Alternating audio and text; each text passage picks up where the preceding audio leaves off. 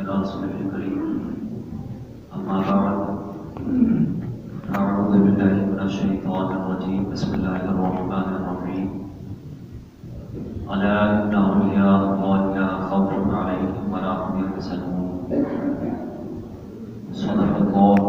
صدق الله مولانا العظيم وبلغنا رسوله النبي الأمين المتين الكريم ونحن على ذلك لمن الشاهدين والشاكرين والحمد لله رب العالمين.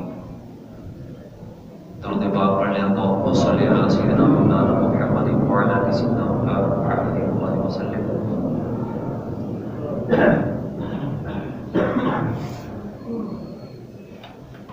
واہ کیا مرتبہ غوث ہے بالا تیرا،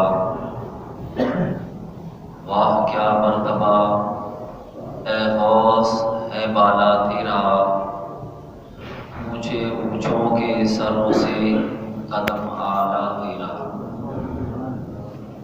سر بھلا کیا کوئی جانے کہ ہے کیسا تیرا، سر بھلا کیا کوئی جانے کہ ہے کیسا تیرا، اولیاء ملتے ہیں آنکھیں وہ ہے تلوا تیرا. تجھ سے در در سے سگ، سگ سے ہے مجھ کو نسبت، میری گردن میں رہے دور کا ڈورا تیرا. اور اس نشانی کے جو سگ ہیں نہیں مارے جاتے، اس نشانی کے جو سگ ہیں نہیں مارے جاتے. سگ مانے کیا ہوتا ہے؟ کتا ہوتا ہے. اس نشانی کے جو سگ ہیں نہیں مارے جاتے، اس نشانی کے جو سگ ہیں نہیں مارے جاتے، حشر تک میرے گلے میں رہے پٹا تیرا. اور میری قسمت کی قسم کھائے سگانے بغداد،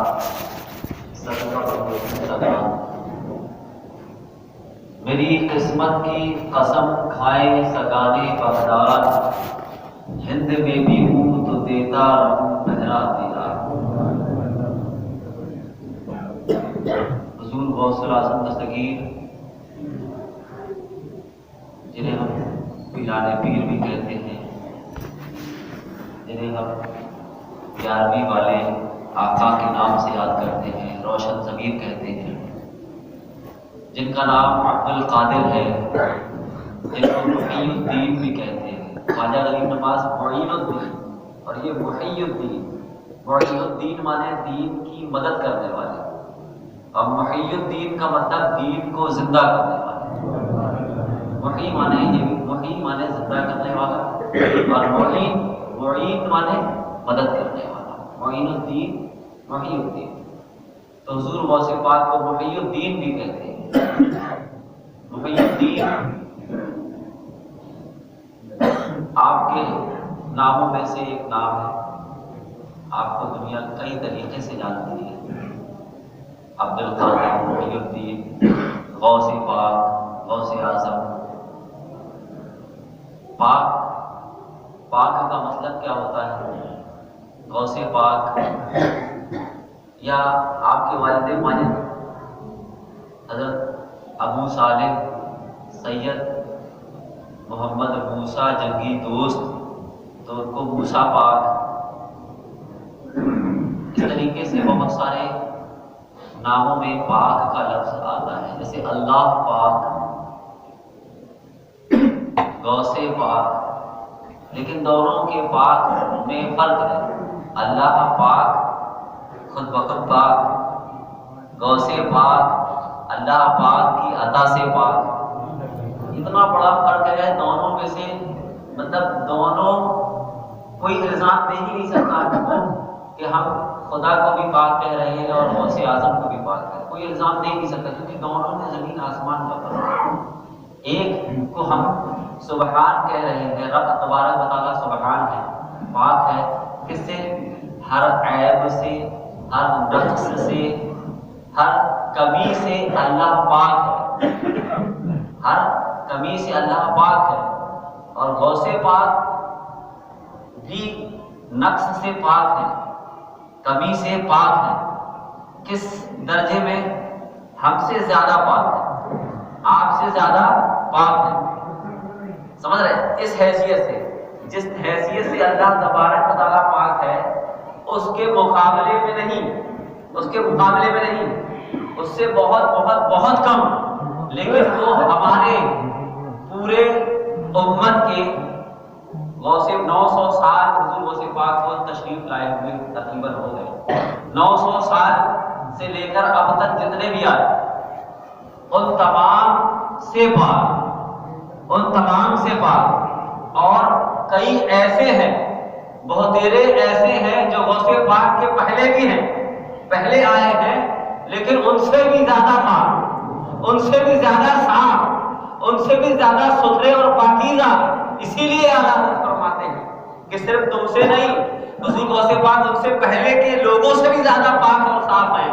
جو ولی قبل تھے یا بعد ہوئے یا ہوں گے، سب ادب رکھتے ہیں دل میں میرے آقا تھے. یعنی جو پہلے تھے، جو بعد میں تھے، یا جو اب ہوں گے فیوچر میں، وہ سب آپ کا ادب رکھتے ہیں. کیوں ادب رکھتے ہیں؟ کیونکہ آپ زیادہ پاک ہیں، آپ زیادہ صاف ہیں، زیادہ اعلیٰ. حضور غوث پاک سلام کرنے میں پہل کرتے ہیں. حضور غوث پاک اپنے سے چھوٹوں سے بھی سلام کرنے میں پہل کرتے ہیں، اپنے سے کمزوروں سے بھی سلام کرنے میں پہل کرتے ہیں. حضور غوث پاک بڑے دلیر تھے. خلیفہ وقت کو اس کے منبر پہ اس کی غلطیوں پر ڈانٹ دیا کرتے. خلیفہ وقت کو، اس وقت کے شہنشاہ کو بھی اگر وہ شریعت کے خلاف کام کرتا تو اسے ڈانٹ دیا کرتے تھے کہ یہ غلط ہے، یہ قرآن اور حدیث کے خلاف ہے. آپ یتیموں کی، بیواؤں کی، محتاجوں کی مدد کیا کرتے تھے. اگر کوئی خطا کر دیتا تو اسے معاف کر دیتا. آپ کو درگزر بھی آپ کے اندر تھا، آپ معافی ادا کر دیا کرتے. بہت سارے ایسے معاملے آتے جو آپ کو ناپسند ہوتے، لیکن حضور غوث پاک رضی اللہ تعالیٰ اسے بھول جایا کرتے، اس پر لگے نہیں رہتے، اس پر توجہ نہیں. یہ حضور غوث پاک رضی اللہ تعالیٰ کا مزاج تھا. آپ نے علم دین حاصل کیا. آپ نے چالو ہو جائے کہ لائٹ چالو ہو رہی ہے تو کوئی، کیونکہ مؤذن صاحب بھول جاتے ہیں، پھر بعد میں یہ سب چلتا ہے. وہی جل رہی ہے، ایک جل گئی ہے، باقی سب بند ہے. تیز آواز رہتی ہے. میں مؤذن صاحب سے گزارش کروں گا کہ کم سے کم جمعہ میں تو چراغاں کر دیا کریں، کمکمے روشن کر دیا کریں.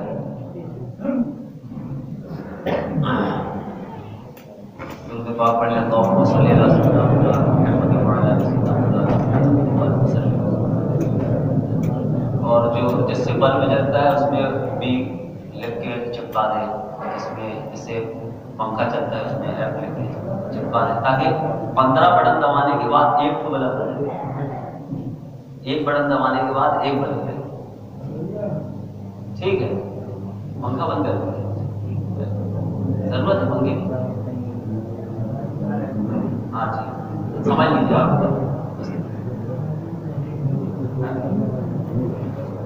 نہیں پنکھے کا کیا. علم دین حضور غوث پاک رضی اللہ تعالی عنہ نے حاصل کیا. گزشتہ ہفتے ہم نے بتایا کہ علم دین کس قدر اہمیت رکھتا ہے. علم دین کے بارے میں مکمل طور سے گزشتہ ہفتے وضاحت ہوئی. حضور غوث پاک کی عادتوں میں، خصوصیات میں یہ بھی ہے کہ حضور غوث پاک نے علم دین حاصل کیا، اور صرف علم دین حاصل نہیں کیا بلکہ سالوں حضرت شیخ حماد رضی اللہ تعالیٰ عنہ کی خدمت میں رہ کر علم طریقت بھی حاصل کیا.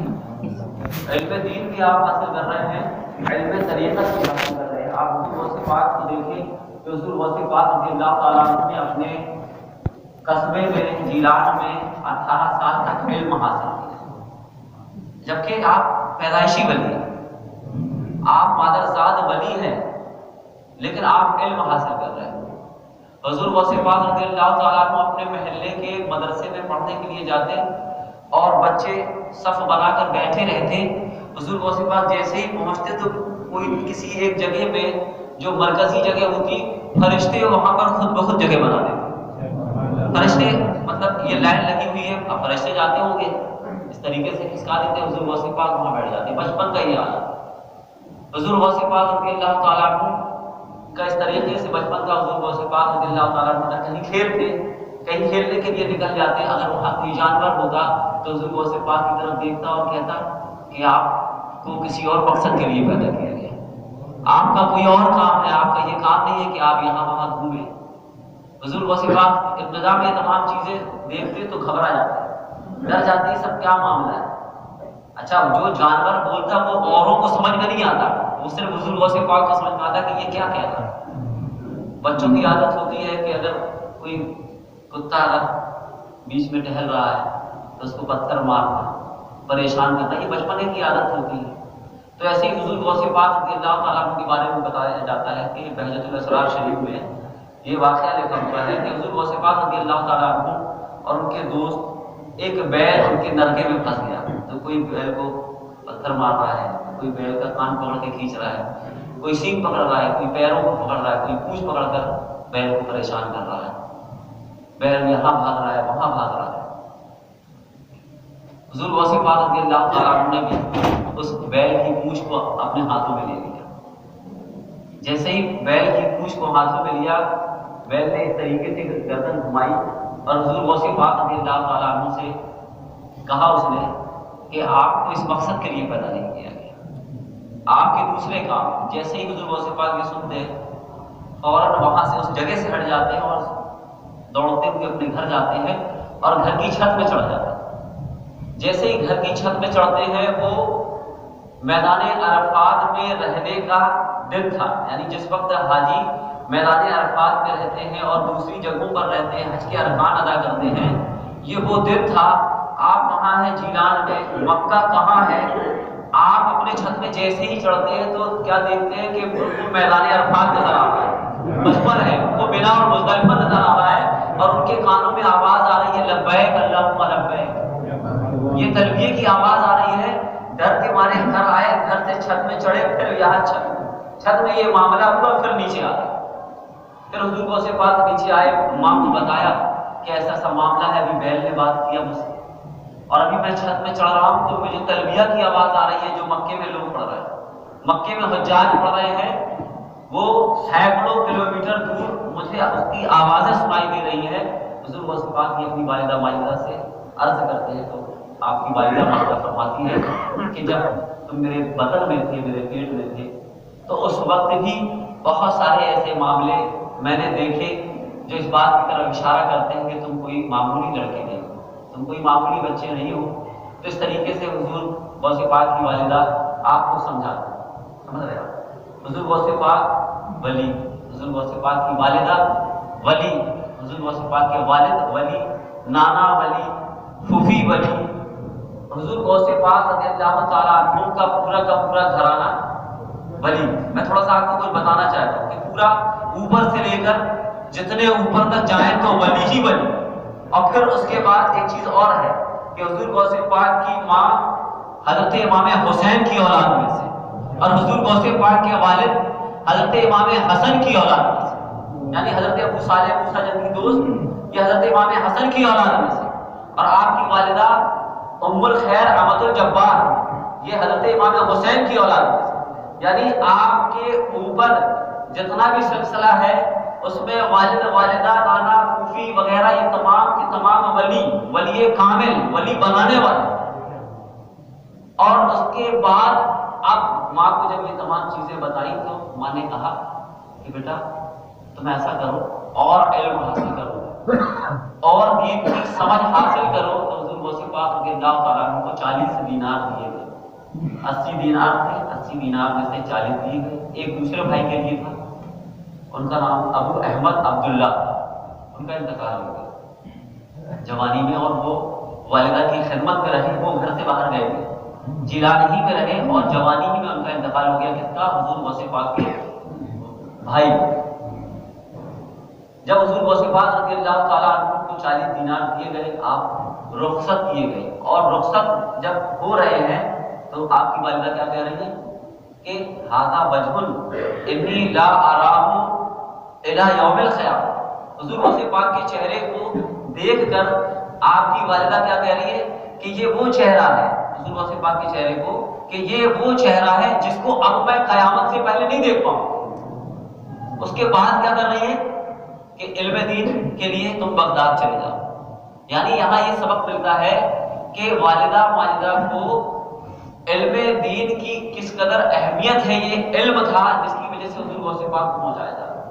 حضور غوث پاک رضی اللہ تعالیٰ عنہ کو معلوم ہے کہ اب ہماری ملاقات نہیں ہوگی، اگر ہمیں پتہ چل جائے کہ اگر ہم بمبئی جائیں گے تو والدہ کی مٹی نہیں مل پائے گی، یا والدہ کو معلوم ہو جائے کہ اگر میرا بچہ جائے گا تو میں اپنے بچے کو دوبارہ نہیں دیکھ پاؤں گی، تو ایسی کنڈیشن میں یہ معاملہ تو ہو ہی نہیں سکتا کہ وہ علم دین کے لیے پہنچائیں، علم دین کے لیے نہیں پہنچا سکتے۔ لیکن حضور غوث پاک رضی اللہ تعالیٰ عنہ کے بارے میں معلوم ہے، آپ کی والدہ خود فرما رہی ہے کہ ھذا وجہ انی لا اراه الی یوم القیامہ، یہ وہ چہرہ ہے جسے قیامت سے پہلے میں نہیں دیکھ پاؤں گا۔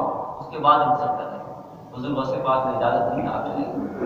اب حضور غوث پاک رضی اللہ تعالیٰ عنہ نے اس قدر علم حاصل کیا، شہر میں علم حاصل کیا، اب بغداد میں علم حاصل کیا، آپ نے حدیث کا علم حاصل کیا، فقہ کا علم حاصل کیا، علم کلام کا علم حاصل کیا، آپ نے ہر طرح کے علوم کو حاصل کیا۔ آپ خود فرماتے ہیں کہ میں نے 12 سال علم حاصل کیا، خود فرماتے ہیں۔ اور پھر اس کے بعد 12 سال علم حاصل کرنے کے بعد پھر حضرت حماد کی خدمت میں آپ حاضر ہوئے، اور پھر وہاں سے طریقت کا علم حاصل کیا۔ آپ فرماتے ہیں کہ میں نے پتے کھائے، میں نے پتوں سے اپنے پیٹ کی بھوک کو مٹایا، میں نے پیڑ پودے کے پتے کھا کر اپنے پیٹ کو شانت کیا، اور اتنا ہی نہیں، میں نے علم حاصل کرنے کے لیے ایسی مصیبتیں، ایسی تکلیفیں برداشت کی کہ اگر وہ مصیبتیں، وہ تکلیفیں پہاڑ پر نازل کر دی جاتی تو پہاڑ بھی پگھل جاتا۔ میں نے ایسی مصیبتیں برداشت کی، میں نے علم حاصل کرنے کے لیے ایسی تکلیفیں برداشت کی۔ عزیزان ملت اسلامیہ، آپ اندازہ لگائیں کہ حضور غوث پاک ولی کے بیٹے، ولی کے بیٹے، اور پھر اس کے بعد علم حاصل کر، اور یہاں حالات کیا ہے؟ یہاں حالات یہ ہے کہ ہم کو علم حاصل کرنا ہی نہیں ہے، ہمیں علم حاصل کرنا نہیں ہے، ہم فلاں صاحب کے بیٹے ہیں، اب ہمیں علم حاصل کرنے کی ضرورت نہیں ہے، جبکہ حضور غوث پاک سراپا ولی کے بیٹے ہو کر علم دین حاصل کر رہے ہیں، تعلیم حاصل کر رہے ہیں، علم حدیث، علم فقہ کو حاصل کر رہے ہیں، اور اس کے بعد اسی مشن میں ساری زندگی لگے ہوئے ہیں۔ اور یہاں حالات یہ ہے کہ اگر کوئی کسی مقتدر کا، کسی صاحب اقتدار کا اگر بیٹا ہے تو اسے اب کسی چیز کے پڑھنے لکھنے کی ضرورت نہیں ہے، ابھی اسے علم حاصل کرنے کی ضرورت نہیں ہے، یہ دنیا کا مزاج بن چکا ہے۔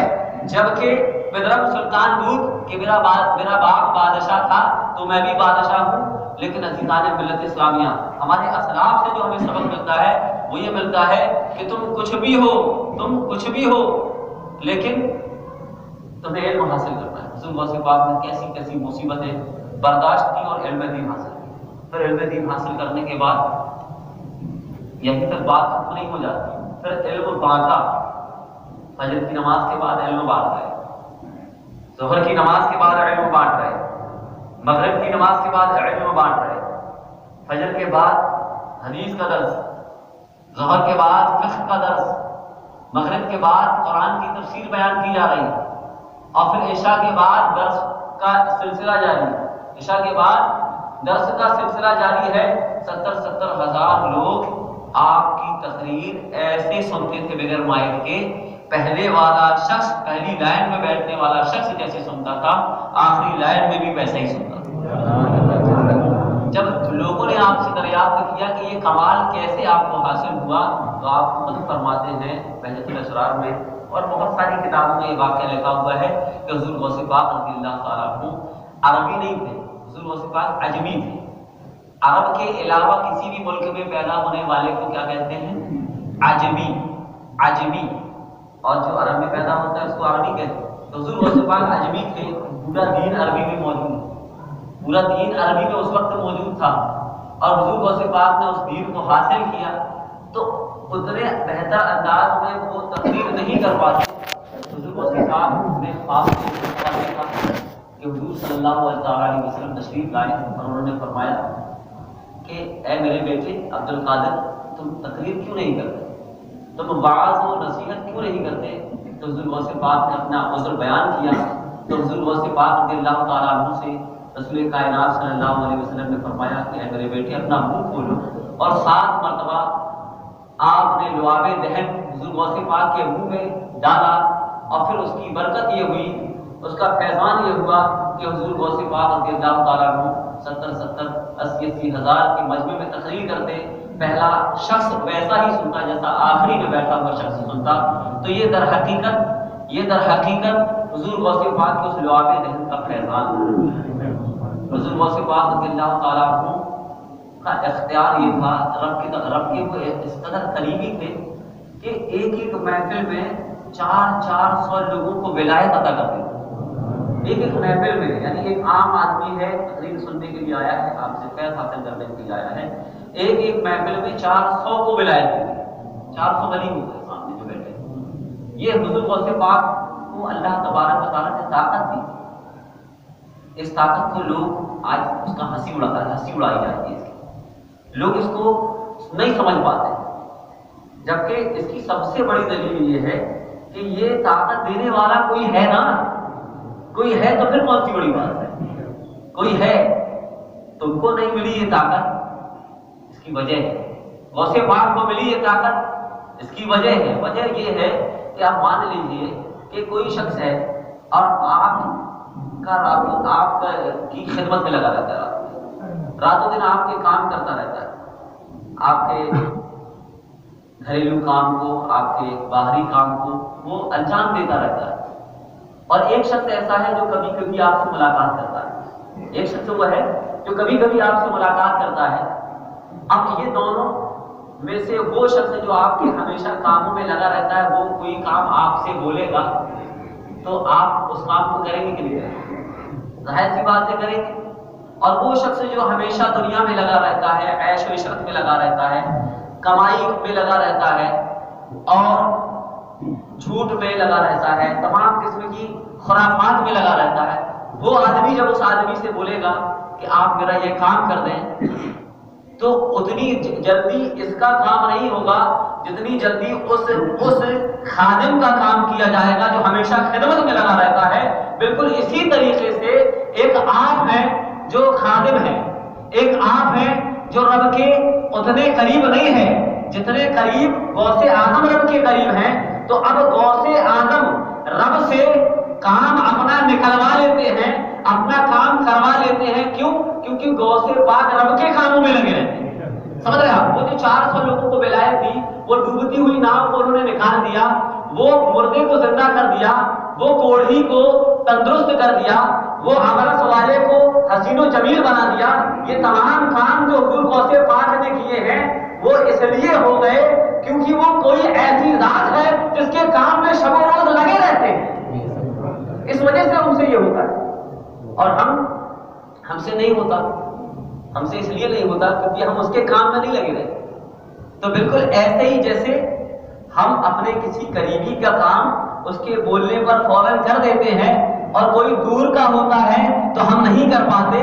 اگر ہم منا بھائی سے کچھ مانگتے ہیں کہ ہمیں 2000 روپے ادھار دے دیجئے تو منا بھائی ہمیں 2000 روپے فوراً ادھار دے دیتے ہیں، لیکن کوئی ایسا شخص جو دور دور ان کے آس پاس نظر نہیں آتا، دور دور تک، اگر وہ شخص ان سے مانگے گا تو دیں گے؟ بتائیے آپ۔ یہ مطلب بہت ہی معمولی سی بات ہے کہ یہ تمام چیزیں ہمارے آس پاس روز ہوتی ہیں، صبح و شام ہوتی ہیں۔ تو حضور غوث پاک رضی اللہ تعالیٰ نے جو بھی کرتے ہیں وہ رب کے قریبی ہے، رب کے قریبی ہے، رب نے انہیں عطا کیا ہے، اس لیے وہی تمام کام کرتے ہیں۔ حضور غوث پاک رضی اللہ تعالیٰ عنہ کو اللہ تبارک و تعالیٰ نے بے شمار طاقت عطا فرمائی۔ آپ نے علم دین حاصل کیا، آپ نے علم طریقت حاصل کیا، اور ہمیشہ پوری زندگی آپ نے دین متین کی خدمت کی، ہر وقت دین کی نشر و اشاعت میں لگے رہتے تھے، ہر وقت قرآن و حدیث کی تعلیم میں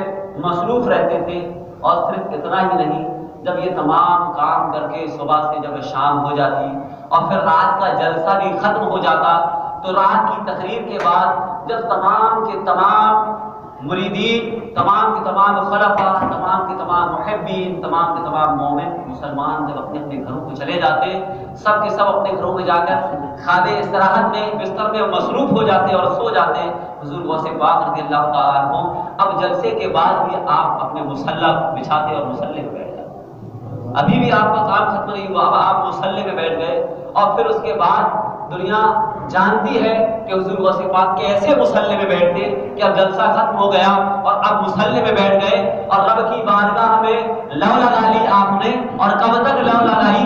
سجدے اور رکوع میں کب تک رہے؟ فجر کی اذان ہو گئی، فجر کی نماز ہو گئی، 40 سال تک آپ نے عشاء کے وضو سے فجر کی نماز پڑھی، پورا دن علم، دین، علم، قرآن، علم، حدیث، پورا 24 گھنٹہ اسی کام میں لگایا۔ عزیزان ملت اسلامیہ، پھر وہی سوال گھوم کر کے آتا ہے کہ تمہیں ابھی بھی کامیابی چاہیے تو آ جاؤ علم دین کے پاس، تمہیں ابھی بھی چاہیے تو آ جاؤ اپنے اسلاف کے پاس، اپنے بزرگوں کے پاس، ان کی زندگی کو دیکھو، ان کی زندگی کو دیکھو اور آپ پڑھو کہ جب حضور غوث پاک کے والد ماجد نے دیکھا کہ ایک بادشاہ کے سپاہی، بادشاہ کے خادم شراب کے مٹکے لیے چلے جا رہے ہیں، تو حضور غوث پاک کے والد حضرت ابو صالح موسیٰ جن کی دوست نے دیکھا کہ شراب کے مٹکے جا رہے ہیں، انہوں نے پوچھا کہ کیا ہے اس میں؟ تو سپاہیوں نے کہا کہ اس میں بادشاہ کا سامان ہے، اس میں بادشاہ کا سامان ہے۔ حضور موسیٰ جن کی دوست نے پوچھا کہ بتاؤ اس میں کیا ہے؟ تو انہوں نے پھر دوبارہ یہی جواب دیا کہ اس میں بادشاہ کا سامان ہے، سلطان کا سامان ہے۔ تو حضرت موسیٰ جن کی دوست غوث پاک کے والد کو غصہ آتا ہے، اور آپ اپنے ہاتھ میں جو ڈنڈا تھا اس ڈنڈے سے تینوں مٹکے کو پھوڑ دیتے، مٹکوں سے شراب پوری کی پوری بہہ جاتی، کیونکہ اس میں شراب تھی، وہ بتا نہیں پا رہے تھے۔ معاملہ ختم ہو گیا۔ بادشاہ کو جب خبر لگی تو لوگوں نے ان کو چڑھایا بادشاہ کو کہ بتائیے آپ کے سامان کو پھوڑ دیا گیا، جبکہ تحقیق بھی نہیں تھی اور اس طریقے سے آپ کے ساتھ سلوک کیا گیا۔ بادشاہ نے آپ کو بلایا۔ حضرت ابو موسیٰ جن کی دوست جب بادشاہ کے سامنے آئے، اور وہاں پر جب بادشاہ نے پوچھا کہ تم نے جو یہ کام کیا ہے یہ کس طریقے سے کیا، کیوں کیا تم نے؟ کیا تمہیں یہ معلوم نہیں تھا کہ اس میں سامان کس کا ہے؟ تو حضرت موسیٰ جن کی دوست نے کہا ہاں مجھے معلوم تھا کہ اس میں سامان بادشاہ کا ہے، میں نے پوچھا تھا تو انہوں نے یہ بتایا۔ تو پھر تم نے یہ کیوں توڑا؟ جب بادشاہ کا سامان تھا تو مٹکوں کو تم نے کیوں توڑا؟ تو انہوں نے کہا کہ مجھے ڈر تھا کہ کہیں ایسا نہ ہو کہ تم یہ شراب پی کر جہنم میں چلے جاؤ، میں تمہیں جہنم میں جانے سے بچانا چاہتا، اور میں نے یہ کام اس لیے کیا۔ تو حضور غوث پاک کے والد سے بادشاہ نے پوچھا کہ تمہیں اس کام کا ٹھیکہ کس نے دیا، ذمہ داری کس نے دی ہے تمہیں یہ جو تم یہ کام کر رہے ہو؟ تو حضور غوث پاک کے والد فرماتے ہیں کہ مجھے رب نے یہ ذمہ داری دی ہے، رب نے یہ ذمہ داری دی ہے۔ کس طریقے سے رب نے ذمہ داری دی ہے؟ تو آپ نے فرمایا کہ تعمرون بالمعروف وتنہون عن المنکر۔ رب قرآن میں فرماتا ہے کہ مسلمان وہ ہے جو برائی سے روکتا ہے اور بھلائی کا حکم دیتا ہے۔ تو میں مسلمان کو پتہ ہی چلا کہ مجھے میرے رب نے یہ کام دیا ہے۔ حضور غوث پاک رضی اللہ تعالیٰ عنہ کے والد نے اس طریقے سے جب کہا تو اس بادشاہ کو ایک رعب چھا گیا، رعب طاری ہو گیا، اور بادشاہ نے کہا کہ ٹھیک ہے آپ نے جو کام کیا بڑی مہربانی کی، بڑا اچھا کیا آپ نے کہ آپ نے مجھے جہنم میں جانے سے بچا لیا۔ اب حضور غوث پاک کے والد کو بادشاہ نے کہا کہ میں بھی تمہیں چاہتا ہوں کہ جب آپ اتنے اچھے اچھے کام کرتے ہیں کہ لوگوں کو بھلائی کا حکم دیتے ہیں اور برائی سے روکتے ہیں، تو ایسا کریے کہ آپ میری سلطنت کے وزیر بن جائیے اور یہی کام کریے۔ تو حضور غوث پاک کے والد نے کہا کہ جسے اللہ تبارک و تعالیٰ نے اپنے کام میں لگایا ہے وہ کسی دوسرے کا کام نہیں کرنے والا۔ یعنی حضور غوث پاک کے والد یہ فرماتے ہیں کہ اللہ تبارک و تعالیٰ کی میں نوکری کروں گا، کسی اللہ کے بندے کی نوکری میں کرنے والا نہیں۔ یہ مزاج تھا، اس طریقے سے آپ کے والد نے اور خود حضور غوث پاک نے زندگی گزاری، آپ نے حکومت کی آنکھوں میں آنکھیں ڈال کر آپ نے بات کی، آپ نے ہر غلط کام کو بغیر کسی ڈر کے خطرے کے آپ نے انجام دیا، اور ہر طریقے سے صرف اور صرف علم دین اور اس پر عمل کی کوشش اور فکر میں لگے رہتے تھے۔ ہمیں اور آپ کو بھی چاہیے کہ حضور غوث پاک رضی اللہ تعالیٰ عنہ کی زندگی کو پڑھیں اور خوب حضور غوث پاک کے واقعات کو، ان کی تمام تر سعی جمیل کو پڑھیں، اور پڑھنے کے بعد اپنے آپ پر غور کریں کہ ہم کیا کر رہے ہیں اور ہمیں کیا کرنا چاہیے۔ اللہ تبارک و تعالیٰ سے دعا ہے کہ اللہ تبارک و تعالیٰ ہم سبوں کو حضور غوث پاک کی سچی محبت عطا فرمائے، سچی عقیدت عطا فرمائے، اور حضور غوث پاک کے صدقے میں ہم سبوں کو دنیا و آخرت میں بھلائی عطا فرمائے۔ السلام علیکم ورحمۃ اللہ وبرکاتہ۔